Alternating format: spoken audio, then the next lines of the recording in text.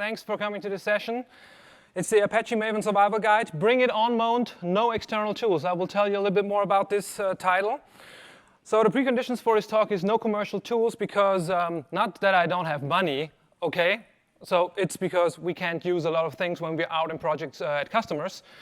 That's why no commercial tools. I'm not saying that commercial tools are bad, but this is something that should be actionable for everybody. So you don't need to get this approved. Just hack it in and see what the rest of the team does with the things you learn here today, okay? The other thing is everything we do here should be doable without changing something on the build server. Sometimes you're not owning the build server, other team is owning the build server, and you don't want to talk to these people, right? So you can do it your own. Perfect, I think you get where I'm going. So all of that I'm showing here today works with an older Maven version. So if you are on something that is pre-pandemic, I totally feel you. Good times, but you should upgrade, okay? I'm doing this in an older version to include as many people as possible. Everything I do works better with newer versions, okay? Do newer versions. Don't go out of this talk and say, there was this guy who said use a version pre-pandemic, okay? Don't. And then, of course, old Java version 2. Okay, perfect. I need to know a little bit about you so I can fine-tune this talk. I'm like an AI, so I need some context, okay? Show me a little hands. Who has been working for Maven, with Maven for more than 5 years? More than 10 years? Oh, why are you here? Okay, good. Where are the Gradle haters that want to collect some like trash on Maven? Okay, good. Chandra, I see you. Thank you. It's awesome. Perfect. Okay, and this is a yes or no question. Raise your hand if you know which Maven version are you using on your machine. Okay, from the top of your head, you sure? Okay. As you can see, this was not only half of the room, which is a testament to the great software that is Maven, because people don't care what they use, it just works. Or not. There's some reason you're here. Okay, let's start this off. What will we do today in this talk? There will be around 5 slides or so, and then we will do live coding, live building all the time. So we pray that the demo gods are good to us today. So we check if everything works, then we fix some problems, add some dependencies, secure the project, save time, money, and the planet Earth. Good, yeah? And then paperwork, of course. Yeah. Did you see when Superman does his receipts, bring it in, yeah? That's what we do, okay. So a little bit about me. This is how Marco thinks I look like and what I do. So he thinks I'm sitting in Bavaria on some nice lawn, mowing and coding in between. Not really, that's how I look really, okay. So what I do is I run a lot of things. JUG Oberpfalz, which is a Java user group in Bavaria, and also I'm the co-organizer of JCon Europe. It's a great conference in Europe, as this conference is. And I'm a member of the Oracle ACE program, and if you like Oracle technology and want to get deeper into this, this is a great way to do this. You can self-nominate yourself if you want to, and what is the benefit? You get access to a lot of people at Oracle that know smart stuff. So this is how I came up with the things I'm saying today. Not all of them, but a few. And then where is my experience coming from? So I run a software company, a consultancy company in Germany that helps other companies with Java stuff. So if you want your projects to fly as Airbus or Frankfurt Airport, then come to us and we will help you. Let's get into the content. So what is Maven? To bring everybody to the same level that hasn't worked with it for the last like 10, 15, 20 years. So Maven is basically a build tool and dependency management. And that's the best, right? It's always the best when a thing does 2 things at once. That's what you want. Okay, here you see, you gotta ease into this. I know it's after lunch, but not everything I say is good. So you want separation of concerns, and the Maven team is working on that. So not with this talk, there's totally different talk, but there is coming some changes where they wanna separate the build tool or the build part and the dependency management part, which is a good thing. And then 2 more slides. We have a super POM that comes with your Apache Maven runtime. So when you download Apache Maven to your machine, there is a super POM on your machine, and it might be different for all of you here that have different versions, right? And then there is your POM, which lives in your version control system, and we're gonna work with the POM today a lot. The other thing is there are boring lifecycle phases, and then there are interesting lifecycle phases. Like there is, of course, verify, which runs integration tests, and we will see if you should do Maven verify or if you should do Maven clean install, okay? And I will scientifically prove what you want to do so you can argue in your office with your colleagues what to do. Do it in the office, not over Zoom or Teams or whatever. If you throw things, you have to clean it up. Do it in the office, okay? And then, of course, shout out to Andres for creating all of these awesome memes. Thank you, General. Thank you. Awesome. Perfect. Okay. And then, of course, there's deploy, which is unfortunately named. So I see not only a few folks thinking that deploy will deploy my software to a staging system or to production or something like that. That will just copy that to another remote repository. So maybe not the thing you want to do, but we will do a lot of this. And the last slide is about dependency management, and then we can start the live coding. So you have your code. Your code depends on some things that you need in your code, and then you have transitive libraries, dependencies that are required by the things that you use, by your direct dependencies. And that's all you have to know to understand the live coding. And let's do this. And let me be clear, you don't have to hack everything in your notebook or in your phone if you're really good, because everything I do, every command will be in a Git repository that you get at the end here. And every stage that we do is a commit in that Git repository, so you can do everything for your own, on your own time, okay? Okay, let's do the live coding. Let me show you what I've got. I've got a POM. We will evolve this POM. And this is a very simple project. I get that your projects have more than just a few classes. Who is doing monoliths, by the way? Yeah, I'm proud of you. Thank you. OK. The other folks who do microservices will also have a little bit more than just one or two classes that I have here. But I want to keep it brief. And some things will not scale to like the smaller classes that I have. So the first thing you want to have is you want to specify encoding. I'm not saying which one, but always do UTF-8. And because some people work on Microsoft machines, as I do, and if you don't do that, my build might break, or it will not be the same as yours. And I'm doing this with Java 8. As I said, use a current Java version, OK? This is just for the people that can't change. And if you can't change, come to me. I will give you good arguments that I cannot have on camera. OK? Good. That's what we're starting out. And the whole talk is basically I run commands here. So the first thing we want to do is we want to see what version we're running, because I'm not sure what we're doing. And this is 3.6.3, so very old version. I would say around about 2018, maybe even older. So this is good. But as you can see, I am using Java 23. I was not confident enough to update this yesterday after the keynote. But as you can see, I'm using a newer Java version for Maven. And this does not mean that your project is using this Java version, but Maven is running as is also a Java program with this version of Java, which is good because it's faster. And then let me see what we want to do next.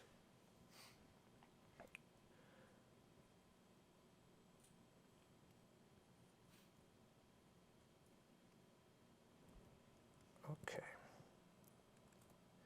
We will do Maven verify to see if everything is good. And let's see what happens. OK, runs, which is good. That's perfect. So this works. And of course, I see a lot of things here. This is the first starting point for every discussion you should have. You see plugin numbers here. So you see 3.1 for our compiler plugin and Surefire plugin. These are pretty old versions, and I did not specify them. So this is the first thing you got to understand here. This is my whole POM. It's not longer. It ends here. So where does this all come from? And you can have a look where this all come from with Maven effective POM. So this merges the POM in your source repository and the one on your machine. And this is a hint, because if I do this on my machine with the same POM file that comes from my Git repository, your colleague, she might get something else, because her Maven installation provides different plugins. And as you can see, there's a lot of stuff going on that's way more than what I had in my Maven thing. And here in my Maven POM. And here is 3.1. That's why this is 3.1. So there is no magic. This is very important for me because a lot of folks come up to me and say this is magic. This is convention over configuration, and you can look it up. And it's very important for me that you will be able to look this up. OK, so now that we made sure that everything still runs, let's do stuff. And every time I switch my screen here, I'm checking out a new commit. And that's what I've done now. And I've added some stuff. So I added a dependency for JUnit so I can do some tests. And let's open up this test real quick. This is also a new source file that I got. And it's very important to do tests, right? So especially ones like these. These are the best tests, right? They never fail, so they're good for demos. Don't do this at home. OK, let's see. We will do Maven verify and find out what is happening. So, oh, my test did not run. And also, what bothers me even more that the test didn't run, the lines do not start with info. I hate this. It's not nice. I had to zoom a little bit. It's not nice, I know, but yeah. So what I wanted to show you is how to fix problems. OK? So I hope I know how to fix this. And the first thing I want to do is I want to diagnose. And so for diagnose, this is level 1. We want to have this like a computer game. I will run a plugin, and always the answer is always run a plugin. And this time, I'm going to run a versions plugin, and I'm going to do display plugin updates. So let's run this to diagnose this. And of course, there's errors. Why there are errors? Using the minimum version of Maven, null. Very good, null. Oh, nice. OK, so how can we fix this? You can fix this by having the enforcer plugin in your build. Let me get that back. So this is always a good idea to have the enforcer plugin in your build. It looks like this. And it tells the build it should fail if it's not the right Java version or the right Maven version. So this is good. And you can do a lot of other stuff. I'm just using these two things. You can enforce a lot of stuff. You can even enforce what operating system the build should run on, stuff like that, and it will just fail. So this is a really cool thing. But why do I need this here? So there's a hidden connection between this plugin and the versions plugin. Because now the versions plugin knows, what is the minimum version? Oh, this is 3.1.1. This is the one that I specified in my enforcer plugin here. So it knows what to do. And it told me, OK, there is updates for the enforcer plugin, 2 different ones depending on which Maven version I'm using. But I don't think the enforcer plugin will help me with my test, right? So the test is executed by, let's see here, Surefire plugin. So it must have been something with a Surefire plugin. So I just take a lucky guess and upgrade the Surefire plugin to a newer version, random version. And my random generator gave me this one, 2.22.2, which is an awesome version because the version number is great, and I can remember it. So let's do this again and see if this works.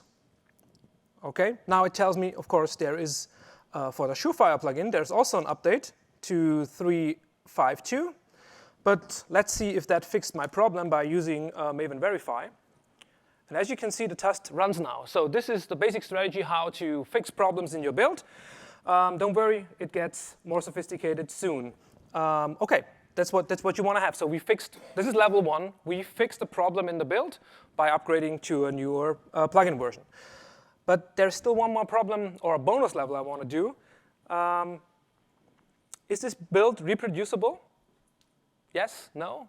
No, it's not. Because it depends on a lot of things that are in the super pom. And the super pom changes from machine to machine. So if I give this to CI, CI might have a different Maven version than I. And so it's not reproducible. So what I want to do is I want to specify more of the Maven plugins in my file.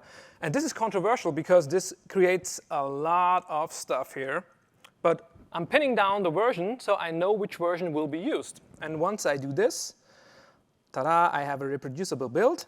And also, as a little bonus, from this versions plugin, I get an output that tells me what can be updated. And you can see there is some better stuff going on here for version 5, 4, of course. So go to the version you want to use and then see what you want to upgrade to. So maybe here for the install plugin, it could be a good idea to go to 3.1.4. But of course, test that because before you give this to all of your colleagues and they will hate you because something breaks. But usually nothing breaks with Maven. Okay, we made it to level 1 and bonus level. Okay, let's add some dependencies because I know your projects look a little bit different than this one. So let's look at this here. This was our Java class that we used to test. It was a very fancy Java 8 thing. And of course, we need some stuff. Let's get some stuff.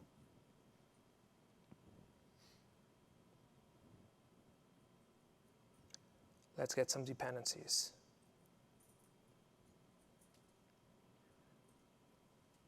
Oh, first, we need to get the Maven music plugin, of course. So this is a little fun thing that we programmed at XDev, and it plays music while your build runs. So if your build is slow, you can either make your build faster and save some money and energy, or you can play music. So it's up to you what you want to do. Okay, I want this to play music, and how it works, you can say, okay, in the phase validate, I want to have music, and then you can say what you want to play. Okay, let's see how this works. Let's do this real quick. Let's see if the audio is on. Okay, I blame it to the audio here, but in my preparations it played some music. Oh, this might be out. No, okay, but we will try to fix this and we will build again later. Okay, so and also it's a good prank. So if you do this, if you check this into Git and somebody in the office runs a build, they will play music. Okay. And I'm not telling you what kind of music. All MP3 files will work, and yeah. Okay, maybe you want to do something with that. Okay, good. Good, okay, now we have to add some dependencies and do some real work. Okay, dependencies. We have some dependencies, so of course there is Apache Commons, Lang3, Bean Utils, MicroStream. We can discuss, but I would suggest adding Apache Commons Lang3 to every project that you start. Just copy and paste it. It's always good to have it in there. It's awesome, right? I see a few people don't believe me. Okay, it's a bad practice to do that. Please don't do that, okay? We will see why in a second. Okay, and of course, the answer for everything is we will run a Maven plugin. And in this case, we will run dependency analyze and see what that tells us. So it tells us stuff. For example, it tells us there is used undeclared dependencies. And disclaimer, this is not perfect. This does static code analysis, and it will not find everything. And if you do something fancy like service loaders or some logging frameworks or Spring Boot stuff, it cannot detect everything. This is always a tool. It gives you a hint what to do. In this case, it says unused undeclared dependencies found, a used undeclared dependency found. So I'm using something that I did not declare. But why didn't I declare API? Let's see. Let's see. Oh, yeah. I declared Jupyter Engine, and in my grade test it says I need API. So let's have a look what happened here and why this is working at all, because this should not work because I didn't bring this. And we will use dependency tree. There's fancier ways to display the tree, maybe in your favorite IDE. But we have to zoom out a little bit here to make this look good. And this is the dependency tree. And as you can see, I only had 3 direct dependencies here in this build. It's a lot more now. And as you can see, I brought with Jupyter Engine, I have the API. And so what it tells me now is, please say that you are using the API, that this is correct. And as Germans, we want to have this very correct. So we need to change that. The other problem that we found is unused declared dependencies. So I declared commons lang. Oh, did I just copy and paste that over? Yes. So we don't need that. So we can delete it. At least that's what the static code analyst is telling me. If you run your tests and it turns out you need it, keep it in. And the engine, okay. So I don't need that, which is true. I don't need that. So let's fix that in a second. By the way, does anybody still know Marie Kondo? Anybody? A few people. OK. Nice Asian lady, goes to people's homes, cleans up. That's what we're going to do. OK? Also, it's spring. You want to lose some weight. And we lost some weight because we lost our dependency here. For commons long 3, that's gone. OK, perfect. But I still need my engine in this version of the Surefire plugin to run my tests. So you can do some dirty tricks. You can say to the dependency plugin, hey, ignore something. And please be cautious with this. Just don't add everything in here that you don't like, so you get a green build. Just be cautious, OK? Just add what really matters. And let's do this again. And then it should say that we are fine. Oh, awesome. No dependency problems found. Oh, perfect. That's what I want to have. OK, this was level 2. We added some dependencies, and we checked if we really need them. And it's good to have a small attack surface for your dependencies, as all dependencies that you have could be used to attack your system. OK, how do I find out if my system is attackable? Let's do this next. This is level 3. We're going to secure the project. And of course, there is a Maven plugin for that. And it's called OWASP dependency check. And let's see what this does. So full disclaimer, I have an API key in here. It will not be in the Git repository, but you can put it in your settings XML file for Maven. If you don't have the API key, it will take very, very long. OK? So get an API key. It's free to get this API key. You just have to register with a database for vulnerabilities, and then you get this nice thing here. And it tells me, oh, you're using bnutils. This version, 193, and it has some known vulnerabilities from 2014 and 2019. So that's what you get for using pre-COVID software, right? OK, how can we fix that? Nothing more easy than that. We will just say 4. Agreed? Yeah, OK, yeah. So lucky guess. Let's see if my guess was good. So in a real project, you would go to the website of the project, see what they fixed, which versions are available, and which will work for you.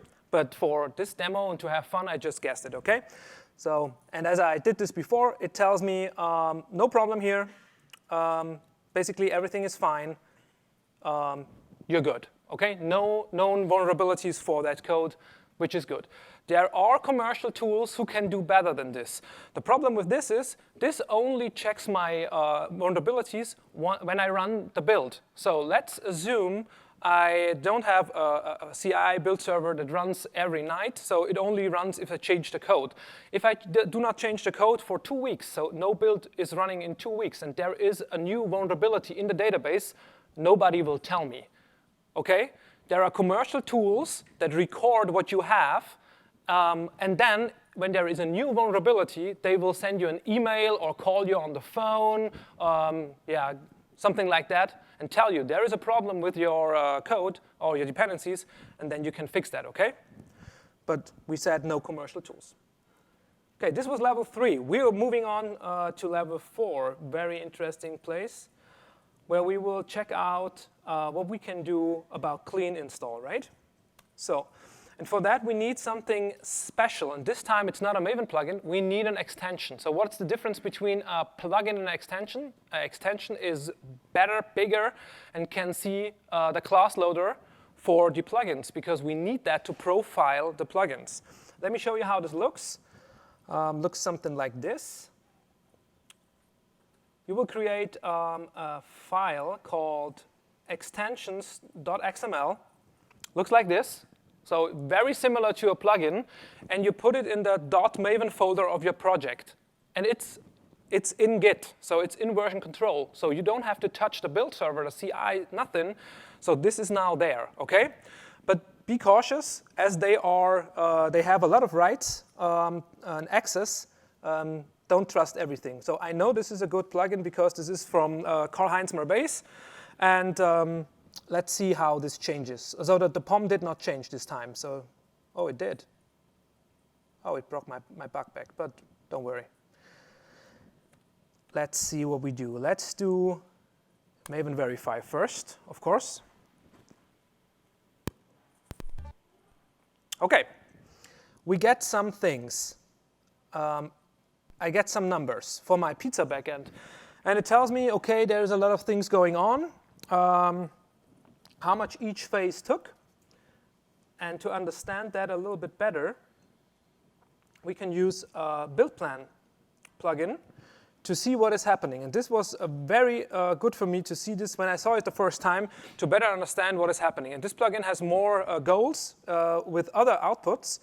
And here you can see that in the validate phase, we have 2 plugins registered that will run when I do validate. When I do compile, basically everything before that runs, and you can see actually what's going on. In this example, of course, this is easy. This is not the real world. Run this on your project that you're working on day to day, and you will see crazy things if the project is older than maybe 10 days, okay? Good. Okay, back to that. So we have to do some profiling. And of course, this is on my machine. Your machine might be different, but let's do Maven clean install, okay? Let's do this. Ready? Okay. Let's run this. Okay. It had to download some stuff, so we will do it again. And you get also the download stats, which is great, but I don't want to have it to download anything. So let's see what was going on. So we spent some time in clean, not too much.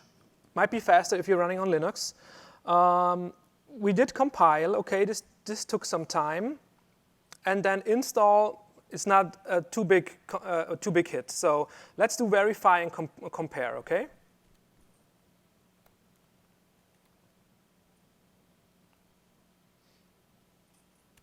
Okay.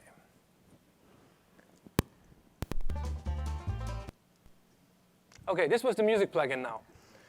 Okay, perfect. So let's see. The idea is that when I just do verify without install, there should be no install. Okay, there is no install, which is good. And no clean, of course, because I didn't clean. But one thing that bothers me, and those 2 didn't have too much performance impact, so I don't see why I should omit clean and install, right? But what bothers me is it's still compiling, but it should not compile because I didn't change my code and I just wanted to verify, so it should know that everything is unchanged and be very fast. Okay, something is clearly broken, so let's see what's going on here. Let's see. Okay, we have compiler plugin. Okay, changes detected. I didn't make any changes, did you? Who hacked my machine? Okay, something's wrong.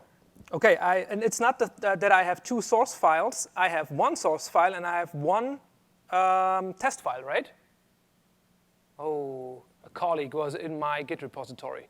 And of course, in reality, it's not 2 files, it's a few thousand, and then you would not know the difference. I can see the difference, and let me show what's going on. There is a new source file, demo2. Can you see that? Do you have such files in your project? Don't lie. Okay. The problem here is this is not a compilation unit now. So there will be no bytecode for this because there is nothing to bytecode. Yeah? So, and that's the problem. And of course, I know this, but how will you find this in your projects? Let me show you. It's easy fix. You just need to put an X here and anger all of the admins and the operation teams. Yeah, and produce a lot of logs. Okay, and with these logs, you need to know what to look for. Let me see. How did I?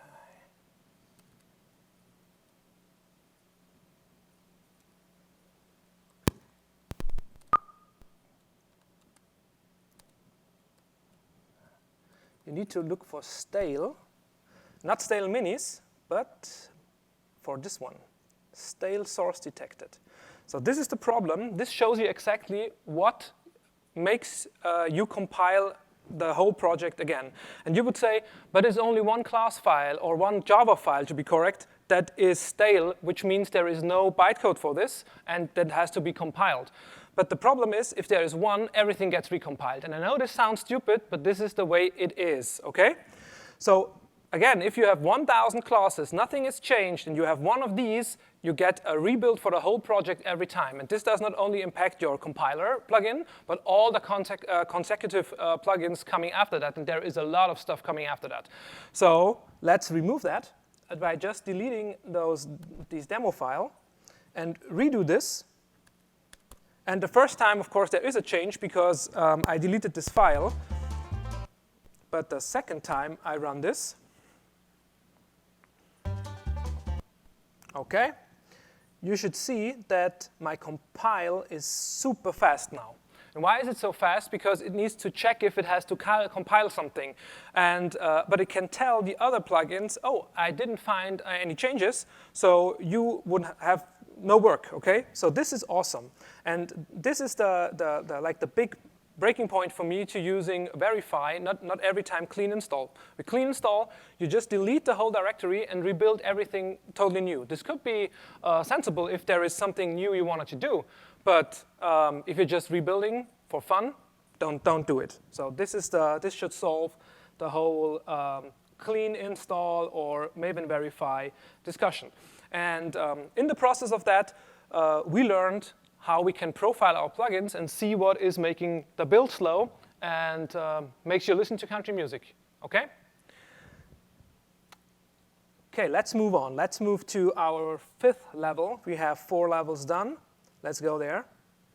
This is gone now. And in our 5th level, we do something for the attorneys. So they need to have some work. And we will declare a license. In this case, it's Apache 2 license for my project here, because we want to be good citizens. And then we want to run 2 plugins that you can run on your project, and I hope you have done this sometime before. The first one is project info reports dependencies, and the second one is the license plugin third-party report.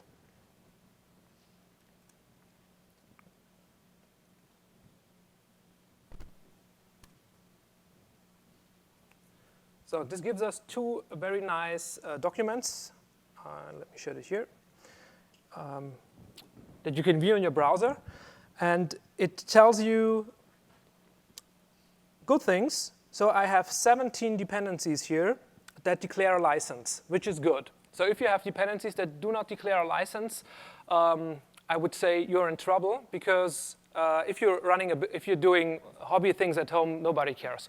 But if you're running this in a company, the lawyers will be angry. Because if there is no license, this means they have nothing to fight about. Okay, that's not true. They have very much to fight about because they don't know if you can use this. So it should have a license. And then we get more information about which licenses there are for every of these. So this is Apache license 2.0, which makes sense because this is Apache Commons. And you can get a lot of information out here. And the other report has a little bit different information.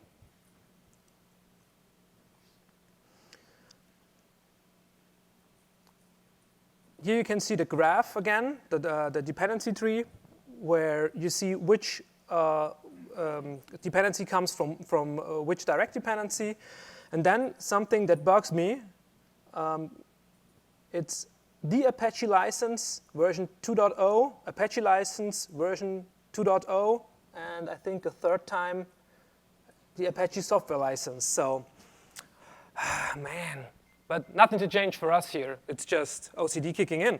But the funny thing here, the good thing is you get other metrics. So you get nice things like, is it big enough? For bean utils, how big is that dependency? How much entries, classes, Java versions? Is there debug information? So this is nice to get a feel about the project that or the dependencies that you're using. And this can help you solve some problems with regard to intellectual property or licensing. Okay, now that you know that, we are concluding the coding session and go back to the slides. Okay, we run some builds. There's other things, For example, there's the Maven daemon. It's fairly recent, so version 1.0 was released about 8 months ago. And it's super fast. It's really cool. If you haven't tried it, let me show you how it looks like. So this is without Maven daemon. And to make this comparable, I run this on a Oracle Cloud free tier machine. So it's super slow because it's free and you can run it all day.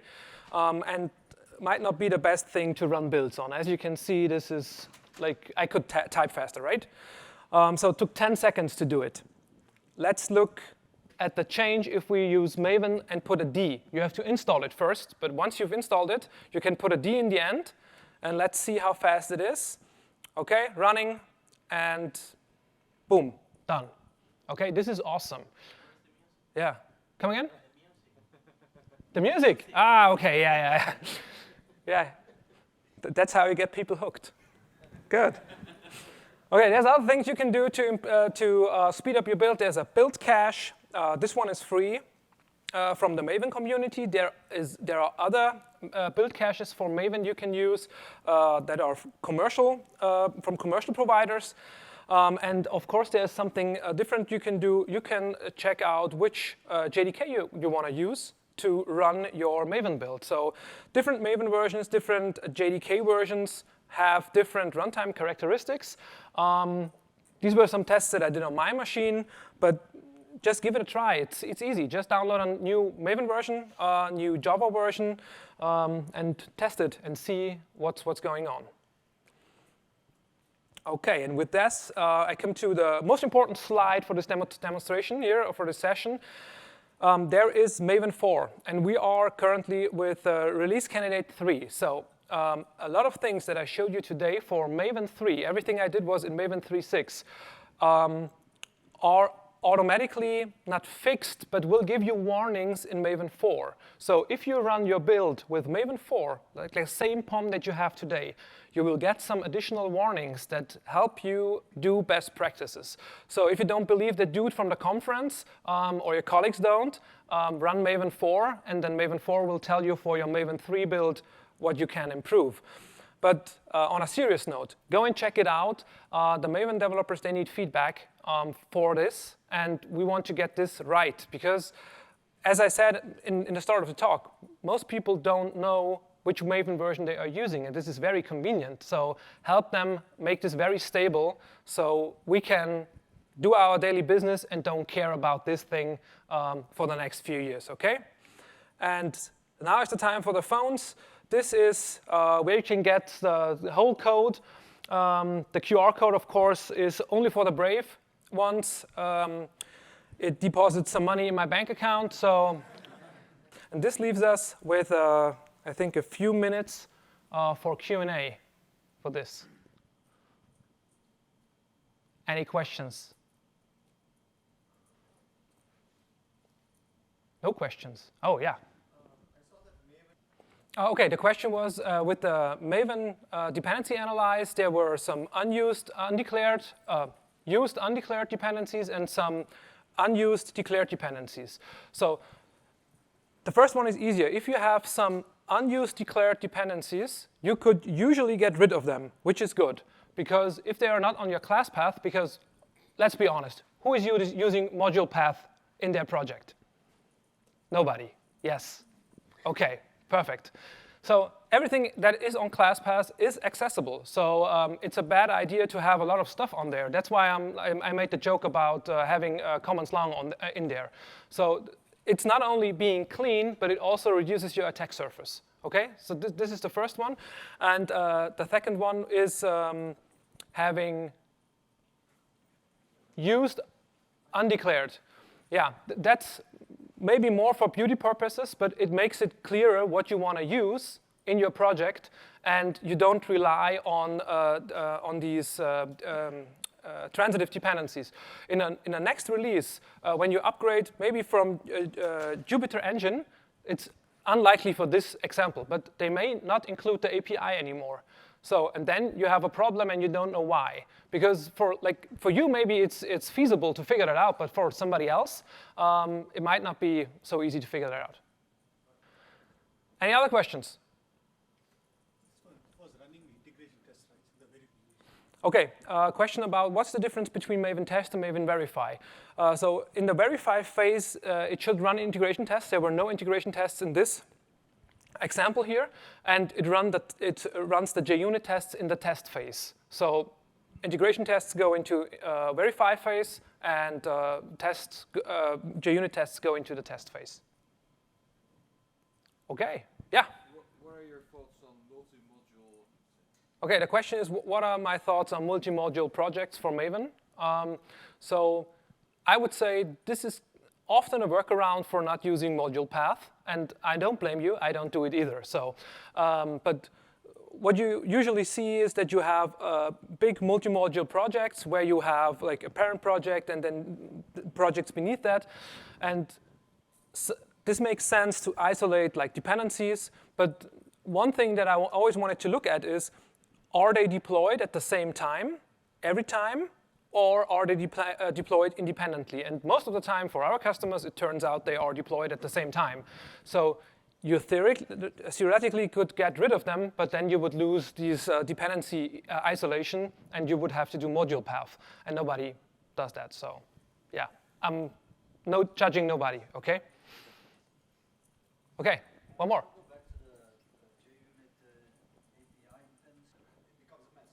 Yeah, absolutely, good question. So the question is, what's the added value of this message when you do the dependency analyze and you don't want to, and you would either way get an error, a compiler error, because the thing you want to have is not on a class path. So you don't have to do this for all of the transitive dependencies, only for the transitive dependencies that are used in your code base. So I'm totally fine with you not to have that for other things that are maybe internal, but for that case, you would say, I'm using internals of JUpiter engine to write my code. And that's something I think that is wrong. You should say, I need that part. Okay? So only for those. Okay. I'll be around, so if you have any questions, please reach out, let me know, and I wish you a great JavaOne. Take care.